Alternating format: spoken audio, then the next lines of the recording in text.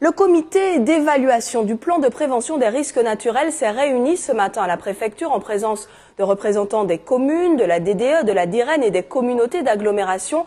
Visant à réviser le plan, la rencontre revêtait un caractère particulier compte tenu des récentes inondations.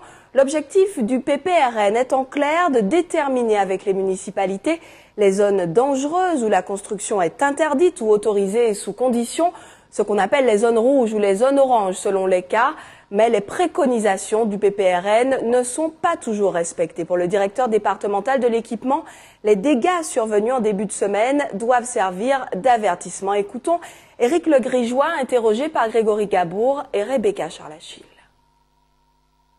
Il est évident que avec un foncier contraint comme est celui de la Martinique, les zones qui sont aujourd'hui non construites peuvent attirer, on va dire, des convoitises parce qu'il peut y avoir des étendues qui paraissent intéressantes pour certains projets.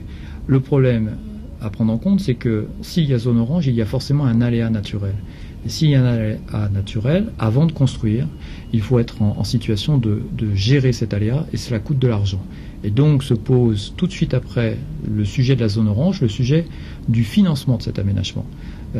Et la commune doit donc réfléchir à des mécanismes qui lui permettent, je dirais, de financer la protection contre les risques naturels sur ces zones oranges. Il est manifeste que c'est difficile, puisque rares sont les communes qui se sont engagées dans les aménagements de zones oranges, certaines ont fait des études pour arriver à traiter notamment le risque inondation.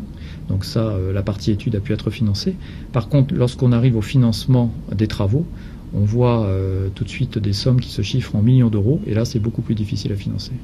Pour ce qui est de Schœlcher, le PPRN indiquait qu'effectivement le risque d'une inondation sur l'ensemble de la partie de Fond-la-Haye était probable.